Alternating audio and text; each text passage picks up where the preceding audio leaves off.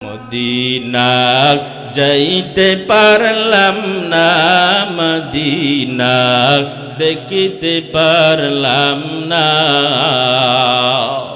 আমি অসহায় তাই এত দূরে রই, আমি অসহায় তাই এত দূরে রই, শুধু সালাম জানাই মদিনা যাইতে পারলাম না, মদিনা দেখিতে পারলাম না।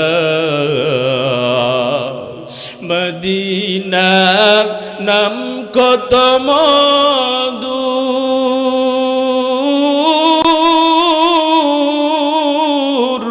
মদিনা আর যে কত দূর,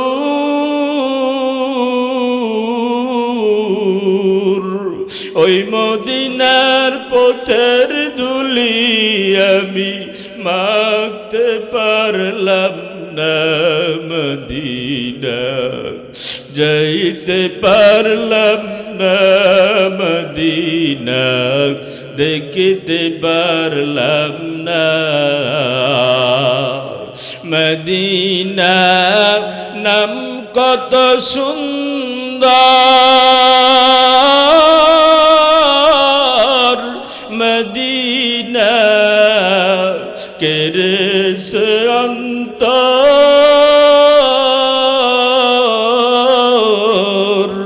পাখির নে ডানা থাকলে যেতাম মদিনা, মদিনা যাইতে পারলাম না, মদিনা দেখিতে পারলাম না। ওই মদিনায় যেতে মন চাই কিনা? জোরে হাত তুলে দেখান, ওই মদিনা যেতে মন চায় না।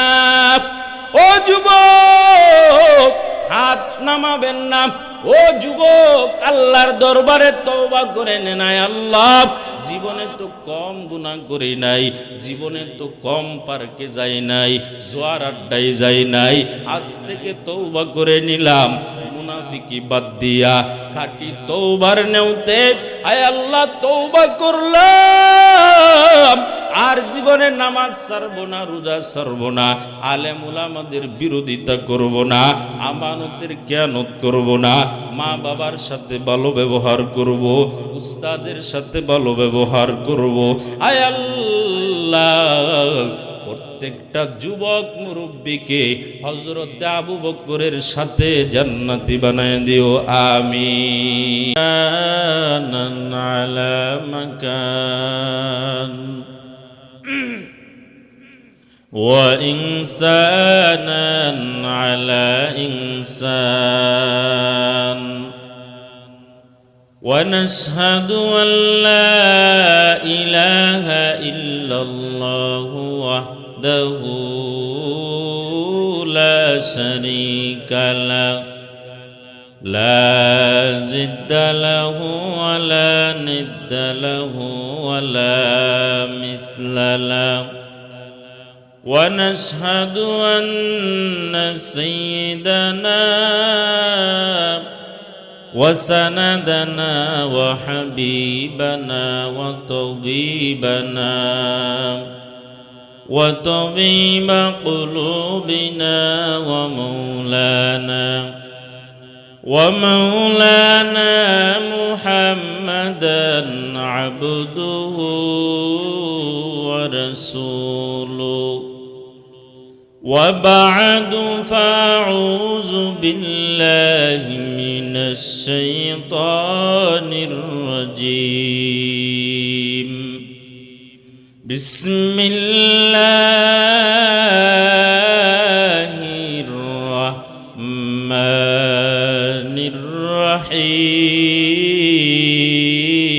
الرحيم.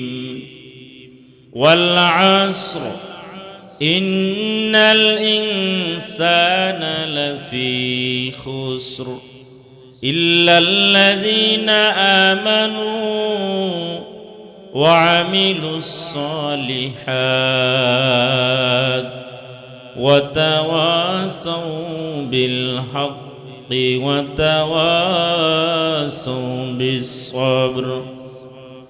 وقال رسول الله صلى الله عليه وسلم: لا طاعة لمخلوق في معصية خالق، أو كما قال النبي عليه الصلاة والسلام. سبحانك لا علم لنا إلا ما علمتنا إنك أنت العليم الحكيم. सूरज ने दिया अपने शुआओं के पैगाम, सूरज ने दिया अपने शुआओं के पैगाम। दुनिया है अजब सीज को भी सुबह को भी शाम, दुनिया है अजब सीज को भी सुबह को भी शाम। दुनिया में हो दुनिया का तलबगार नहीं हो, दुनिया में हो दुनिया का तलबगार नहीं हो। बाजार से गुजर हो खरीदार नहीं हो, बाजार से गुजर हो खरीदार नहीं हो। अल्हम्दुलिल्लाह। দারাকান্দি বাজার বাইতুল আমান জামে মসজিদের উদ্যোগে ইসলামী মহাসম্মেলনের সম্মানিত সভাপতি সাহেব, উপস্থিত সাহেব কোরআন হযরত উলামা ইকরাম, আমার সামনে উপবিষ্ট অত্যন্ত স্নেহের যুবক ভাইয়েরা, মুরব্বী বাবারা, পর্দানিশীন মা ও বোনেরা, যাদের অক্লান্ত পরিশ্রমী আজকের এই আয়োজন, যিনারা দিনের পর দিন রাতের পর রাত কষ্ট করে করে মেহনত করে মাইক বাতি স্প্যান্ডেল সামিয়ানার ব্যবস্থা করেছেন, আমাদের পক্ষ থেকে জানাই আন্তরিক শুভেচ্ছা মোবারকবাদ। সর্বোপরি শুকর আল্লাহ তাআলার যে মহান রব্বুল আলামিন আপনি আমাদেরকে জালিসুর রহমান জান্নাতের বাগানে আসার বসার তৌফিক দান করেছেন, এজন্য সকলেই অন্তরের অন্তঃস্থল থেকে বলি আলহামদুলিল্লাহ। এই জান্নাতের বাগানে বসলে সগীরা গুনাহগুলি মাফ, কথা ঠিক নেই? নবী বললেন, ও সাহাবায়ে কেরাম, তোমরা কি জান্নাতে যেতে চাও? সাহাবারা বলেন, নবী দুনিয়াতে আবার কিসের জান্নাত? নবী বললেন, ও সাহাবায়ে কেরাম শুনো, এই জমিনের ভিতরে যেই জায়গায় জিকিরের মাহফিল হয়, যেই জায়গায় কোরআন হাদিসের আলোচনা হয়, যেই জায়গায় জিকিরের মজলিস হয়, যেই জায়গায় কোরআনের তেলাওয়াত হয়, ও সাহাবারা রাস্তা দিয়ে যাইতেছো, হঠাৎ করে যদি দেখো কোরআনের আলোচনা হইতেছে, সাথে সাথে ওই স্প্যান্ডেলে ঢুকে যাইবা। বলে, নবী এটা কি জান্নাতের বাগান? নবী বলেন, নাজালাত আলাইহিমুস সাকিনাহ ওয়া গাশিয়াতুহুমুর রাহমা। ও সাহাবারা শুনো, ওই জান্নাতের বাগানে একের পর এক আল্লাহর রহমত বর্ষণ হইতে পারে। বলে কেমনে? বলে একজনের কাঁধে আরেকজন, আরেকজনের কাঁধে আরেকজন, উঠতে উঠতে আসমান পর্যন্ত হাজির। আমার আল্লাহ কয়, ও ফেরেশতার দল, ওই দারাকান্দি গ্রামের ভিতরে তোমরা কেন অবস্থান করতেছ? ফেরেশতারা বলে, ও মালিক, কিছু আল্লাহর বান্দা দোকানদারি বাদ দিয়া, দুনিয়ার ব্যস্ততা বাদ দিয়া, মরণের কথা চিন্তা করিয়া কিছু আল্লাহর বান্দা ওই মজলিসে হাজির হয়েছে। আল্লাহ বলেন, ফেরেশতার দল, এরা তোমার আপনার কাছে কি চায়? ফেরেশতারা বলে, ও মালিক, আপনার কাছে কোনো কিছু চাই না, একমাত্র জাহান্নাম থেকে মুক্তি চাই। ও দারাকান্দির যুবক ভাই, আজকে যারা দোকানপাটে আড্ডা দেও, তোমার ভিতরে হিংসা থাকতে পারে, মানলাম রে বাবা, যদিও তোমার আমার মাঝে হিংসা, কিন্তু আজকে এখানে আলেম উলামা আসার পরে কোনো হিংসা থাকতে পারে না। কথা বলেন ঠিক কিনা? ও আলেম উলামা কেমন জানো? আব্দুল্লাহ ইবনে আব্বাস রাদিয়াল্লাহু তাআলা আনহু বলে, ও দুনিয়ার মানুষ, তোমরা একসময় নবীকে পাইবা না, তবে নবীর ওয়ারিস উম্মতের উলামায়ে কিরামদেরকে পাইবা। ওদের চেহারার দিকে যদি তাকাও, মনে করবা আমি নবীর চেহারার দিকে তাকাইলাম। ওদের চেহারার দিকে যদি তাকাও, ওদের সাথে যদি মুসাফা করো, মনে করবা আমি নবীর সাথে মুসাফা করলাম। ওরে নবীর উম্মতের দল, আজকে জমিনে উলামায়ে কিরাম আসার কারণে আপনি আমার কপাল খুলে গেছে। কথা বলেন ঠিক কিনা? আমি আপনাদের সামনে কুরআনুল কারীমের ছোট্ট একটা সূরা, নাম কি? সূরায়ে আসর। আল্লাহ সূরায়ে আসর কেন নাজিল করলেন? উম্মতের উলামায়ে কিরাম বলেন, কুরআনুল কারীমে অসংখ্য অসংখ্য সূরা রয়েছে, এক একটা সূরা এক এক বিষয়ে নাজিল করেছেন, কিন্তু আমার আল্লাহ এই সূরায়ে আসর কেন নাজিল করলেন? মুফাসসিরিনে ইকরাম বলে আরবের ভিতরে কিছু বেঈমানের দল আমার নবীকে একটা অপবাদ দিয়েছিল। এই অপবাদের জবাবে আল্লাহ সূরায়ে আসর নাজিল করে দিলেন। জোরে বলেন আল্লাহু আকবার। আরো জোরে বলেন আল্লাহু আকবার। আরো জোরে বলেন আল্লাহু আকবার। আল্লাহ সূরায়ে আসর নাজিল করলেন বেঈমানের অপবাদের জবাবে। বলে কি অপবাদের জবাব? সামনে আসতেছে রে বাবা। আল্লাহ বলেন ওয়াল আসর, সময়ের কসম খাইলেন আমার আল্লাহ। বলে আমার আল্লাহ সময়ের কসমটা কেন খাইলেন? অন্যান্য বিষয়েরও তো কসম খেতে পারতেন। উম্মতের উলামায়ে কিরাম বলেন, আমার আল্লাহ যে বিষয়টা নিয়ে কসম খান, এর থেকে দামি কোনো কিছুই জমিনে নাই, আর সে আজিমেও নাই। অর্থাৎ আমার আল্লাহ কসম খাইলেন ওয়াল আসর, সময়ের কসম। ইন্নাল ইনসানা লাফি খুসর ইল্লাল্লাযিনা আমানু ওয়া আমিলুস সালিহাত ওয়া তাওয়াসাউ বিল হাক্কি ওয়া তাওয়াসাউ বিস সবর। আমার আল্লাহ সময়ের কসম খায়া বললেন, দুনিয়ার প্রত্যেকটা মানুষ, নারী পুরুষ যারা আছে, সবাই হলো ক্ষতিগ্রস্ত। ইল্লাল্লাযিনা আমানু ওয়া আমিলুস সালিহাত ওয়া তাওয়াসাউ বিল হাক্কি ওয়া তাওয়াসাউ বিস সবর। তবে তারা না, যাদের ভিতরে চারটা গুণ পাওয়া যাবে। কয়টা গুণ? চারটা গুণ যাদের ভিতরে থাকবে, তারা হবে জান্নাতি মানুষ। যাদের ভিতরে চার গুণ থাকবে না, এরা জাহান্নামে চলে যাবে। আমারা প্রশ্ন করবেন, হুজুর তাহলে কেন কালেমার দাওয়াত নবী দেন নাই? এর প্রশ্নের জবাব হলো, আমার আল্লাহর পক্ষ থেকে নির্দেশ হয় নাই। ও নবীর উম্মতের দল, আমার আল্লাহ বলেন নাই কালেমার দাওয়াত দেওয়ার জন্য। কি সমস্যা কি? আমার আল্লাহ বলেন না কালেমার দাওয়াত দেওয়ার জন্য, কারণ একটাই হলো রে বাবা, আমার আল্লাহ জানেন হঠাৎ করে যদি আমার নবী কালেমার দাওয়াত দেয়, বেঈমানেরা গ্রহণ করবে না, বেঈমানেরা আমার নবীকে নবী হিসেবে মানবে না। কথা ঠিক কিনা?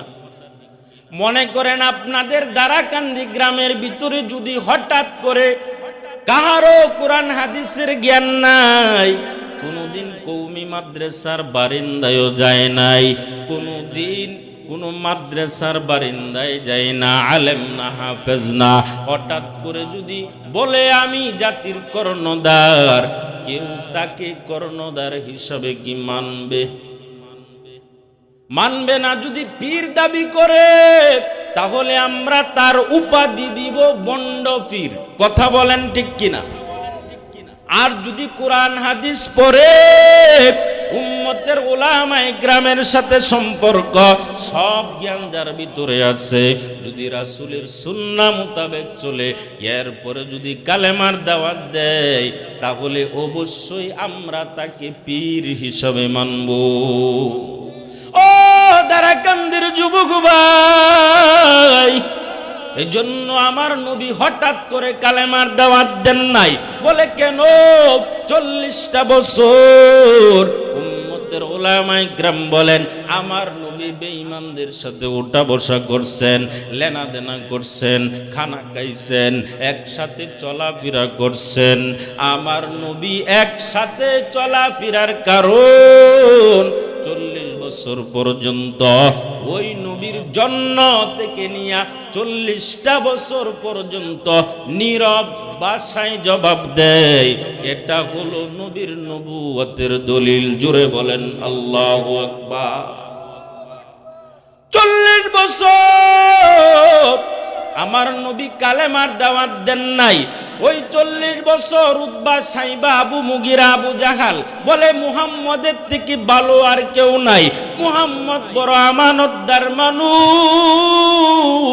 কিন্তু 40 বছর পর যখন কালেমার দাওয়াত দিতে শুরু করলেন, আবু জাহাল, উতবা, সাইবা কয় মুহাম্মদ ক্ষতিগ্রস্ত হয়ে গেছে। জুড়ে বলেন নাউজুবিল্লাহ।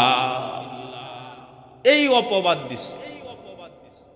40 বছর পর্যন্ত ভালো সম্পর্ক কায়েম করছে, আল আমিন উপাধি দিয়েছে। কিন্তু 40 বছর পরে বলে, যখন নবী কালেমার দাওয়াত দিতে শুরু করলেন, বলে মুহাম্মদ পাগল হয়ে গেছে, মুহাম্মদ ক্ষতিগ্রস্ত। জুড়ে বলেন নাউজুবিল্লাহ। আল্লাহ এই অপবাদের জবাবে আল্লাহ সূরা আসর নাজিল করলেন। জুড়ে বলেন আল্লাহু আকবার। আল্লাহ সূরা আসর নাজিল করে এই কথা সরাসরি বলেন নাই, আবু জাহাল, উতবা, সাইবা তোরা ক্ষতির ভিতরে, আমার নবী ক্ষতির ভিতরে না, বরং আমার আল্লাহ আমভাবে কথাটাকে উল্লেখ করেছেন, কাউকে কাজ করে না। আমার আল্লাহ ওই অপবাদের জবাবে একটা মাপকাঠি দিয়ে দিলেন, সূরা আসর দিয়া মাপকাঠি দিয়ে দিলেন, ওয়াল আসর ইন্নাল ইনসানা লাফি খুসর ইল্লাল্লাযিনা আমানু ওয়া আমিলুস সলিহাত ওয়া তাওয়াসাউ বিল হাক্কি ওয়া তাওয়াসাউ বিস সবর। জুড়ে বলেন আল্লাহু আকবার। আমার আল্লাহ মাপকাঠি দিয়ে দিলেন।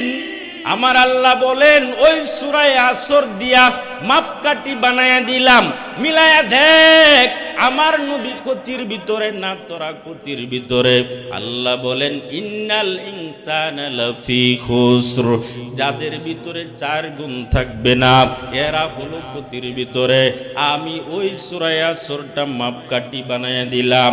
আবু জাহাল, উতবা, সাইবা দেখ এই 4 গুণ তোদের ভিতরে আছে কিনা, বলে মিলাইয়া দেখে না, না ওই 4টা গুণ ওদের ভিতরে নাই।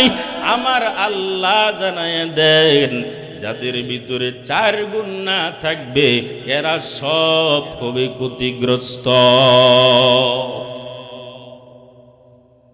যারা আমল করবে, যাদের ভিতরে 4 গুণ থাকবে এরা হলো সফল।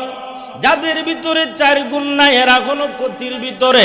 বলে কাদের ভিতরে 4 গুণ নাই? কারা ক্ষতি এবং লাভ বলতে কি বোঝায়? যে বান্দাটা ব্যবসা করে, দোকানে যদি ব্যবসা করে তাহলে তার অবশ্যই তার আলাদা ক্যাশ টাকা দরকার আছে না নাই? যদি বান্দার আলাদা ক্যাশ হয়, আর যদি ওই ব্যবসার ভিতরে তার মুনাফা অধিক আছে, ক্যাশ যদি কম হয় তাহলে বুঝে নিবেন ওই ব্যবসার ভিতরে ওই ব্যক্তি লাভবান। আর যদি ক্যাশটা বেশি হয়, মুনাফা যদি কম আসে, তাহলে বুঝে নিবেন ওই ব্যবসায় আপনি ক্ষতিগ্রস্ত। কথা বলেন ঠিক কিনা? ও দারাকান্দির যুবক, আপনি আমাকে আমার আল্লাহ একটা হায়াত দিয়ে পাঠাইছেন জমিনের ভিতরে, ওই হায়াতের কসম খাইছেন আমার আল্লাহ, হায়াতের কসম খাইছেন। ওয়াল আস, আল্লাহ বলেন সময়ের কসম। সময়ের কসম বলতে আমার আল্লাহ বলেন যার 60 বছর হায়াত রয়েছে, যার 70 বছর হায়াত, যার 20 বছর হায়াত, ওই সময়ের কসম খাইয়া আমার আল্লাহ জানায় দিন ওয়াল আস, সময়ের কসম। ওই হায়াত নামক সময়টাকে বান্দা এই জমিনে যারা কাজে লাগাইলো, এদের মতো দামি গোটা জমিনে আর কেউ নাই। আর হায়াত নামক সময়টাকে যদি তুমি বিফলে কাটাও, কাটাইয়া 80 বছর সময় দুনিয়া থেকে মারা যাও, তুমি মুনাফা অর্জন করতে পারলে না, তাহলে তুমি জাহান্নামী হয়ে যাইবা। এজন্য রে বাবা, এই দুনিয়ার সংকীর্ণ সময়টাকে সবচাইতে মূল্যবান জিনিস, মূল্যবান জিনিসের কসম আমার আল্লাহ খাইয়া বলেন, ও বান্দা বান্দির দল, এই সময়টাকে অবহেলায় কাটানো যাবে? কথা বলেন, কাটানো যাবে? এই সময়টা যদি আপনি আমার আল্লাহর সাথে ব্যবসা করতে চান, আল্লাহর সাথে ব্যবসা করিয়া যদি মুনাফাটা আপনি হাসিল করতে পারেন, আমার আল্লাহ কোরআনের ভিন্ন আয়াতে বলেন, ইন্নাল্লাহ আশতারা মিনাল মুমিনিনা আনফুসাহুম ওয়া আমওয়ালাহুম বিআন্না লাহুমুল জান্নাহ। জোরে বলেন আল্লাহু আকবার। আল্লাহ বলেন যাদের ভিতরে 4টা গুণ থাকবে, এদের জানমাল সব আমি ক্রয় করে নিলাম, বিনিময়ে আমি ওই মুমিনদেরকে জান্নাত দিয়ে দিলাম। যাদের ভিতরে 4 গুণ থাকবে, ওদের জানমাল আমার আল্লাহ নিয়ে নিবেন। বলে কেমনে? বান্দা তুমি সম্পদশালী হইলা, ও বান্দা তোমার টাকা আমার আল্লাহ রাস্তায় ব্যয় করতে হবে। বান্দা তোমার যৌবনের ডানা বেড়ে গেছে, ওই যৌবন গুনায় কাটানো যাবে না, ওই যৌবনটাকে আমার আল্লাহর কাজে ব্যয় করতে হবে। আমার আল্লাহ বলেন যদি আমি মালিকের কাজে ব্যয় করো, আমি আল্লাহ ওয়াদা দিয়ে দিলাম ওই সমস্ত বান্দা বান্দিরা জান্নাতি হয়ে যাইবা। আর যারা দুনিয়াতে খারাপ পন্থা অবলম্বন করো, খারাপ রাস্তায় যারা চলো রে বাবা, হেলাই গেলাই সময়টা কাটায় দাও, আমার আল্লাহ বলেন উলাইকা আসহাবুন নার হুম ফিহা খালিদুন। ও বান্দা, দুনিয়ার মজা নেও, কেউ তোমাকে বাধা দেয় না, তুমি দোকানে বসা, ওয়াজে না আসলে তোমাকে কেউ পিটাইবে না। কিন্তু জানিয়ে রাখো, যারা মাইকের আওয়াজ শোনার পরে মাহফিলে আসো না, রাত্র 12টার পরে যদি মরিয়া যাও, আর আমার আল্লাহ যদি জিজ্ঞাসা করে, ও বান্দা কেন তুই আমার উলামাদের ডাকে সাড়া দাও না, কেন তুমি আহলে হকদের সাথে সম্পর্ক করো না, ও বান্দা ওই সময় তুমি বলবা লাদ্রি লাদ্রি, ও মালিক আমি কিছুই জানি না। আমার আল্লাহ বলবে জানার দরকার নাই, ওই বান্দাকে জাহান্নামে পাঠায়া দাও। এজন্য বাবা, দুনিয়ার সময়টা একেবারে অল্প না বেশি, এই সময়টাকে কাজে লাগাইতে হবে রে বাবা, সময়টাকে হেলাই দুলাই কাটাইয়া দেওয়া যাবে না। এজন্য মদিনার নবীর সাথে সম্পর্ক করো, মদিনার নবীর সুন্নাহ মোতাবেক চলো। জীবনে তো কম গাঁজা খাও নাই, জীবনে তো কম জোয়ার আড্ডা দেও নাই, জীবনে তো কম বাজারে আড্ডা দেও নাই। ও বাবা, মদিনার নবীর সাথে একটু কালেকশনটা করে দাও। ওই মদিনার নবীর সাথে যদি তুমি সম্পৃক্ত হয়ে যাও, মদিনার নবীর জন্য কুকুর বিলাই পর্যন্ত পাগল। অথচ তুমি আমি ওই নবীর উম্মত, আজও পর্যন্ত নবীকে চিনতে পারলাম না, মদিনা যাইতে পারলাম না, মদিনা দেখিতে পারলাম না। আমি অসহায় তাই এত দূরে রই, আমি অসহায় তাই এত দূরে রই, শুধু সালাম জানাই মদিনা যাইতে পারলাম না, মদিনা দেখিতে পারলাম না। মদিনা নাম কত মধু,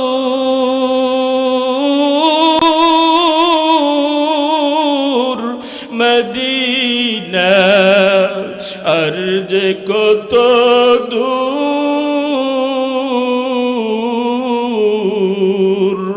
ওই মদিনার পথের ধুলি আমি মাখতে পারলাম না, মদিনা যাইতে পারলাম না, মদিনা দেখিতে পারলাম না।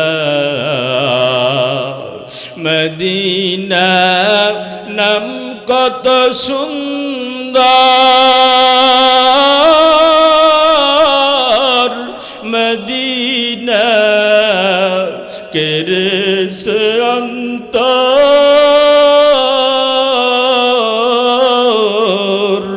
পাখির নে ডানা থাকলে যেতাম মদিনা, মদিনা যাইতে পারলাম না, মদিনা দেখিতে পারলাম না। ওই মদিনায় যেতে মন চাই কিনা? জোরে হাত তুলে দেখান, ওই মদিনা যেতে মন চায় না? ও যুবক হাত নামাবেন না, ও যুবক আল্লাহর দরবারে তওবা করে নেন। আল্লাহ জীবনে তো কম গুনাহ করি নাই, জীবনে তো কম পার্কে যাই নাই, জোয়ার আড্ডায় যাই নাই, আজ থেকে তওবা করে নিলাম, মুনাফিকি বাদ দিয়া খাঁটি তওবার নেওতে আয় আল্লাহ তওবা করলাম। আর জীবনে নামাজ ছাড়বো না, রোজা ছাড়বো না, আলেম উলামাদের বিরোধিতা করব না, আমানতের খেয়ানত করব না, মা বাবার সাথে ভালো ব্যবহার করব, উস্তাদের সাথে ভালো ব্যবহার করব। আয় আল্লাহ প্রত্যেকটা যুবক মুরব্বীকে হযরত আবু বকরের সাথে জান্নাতি বানায় দিও, আমিন।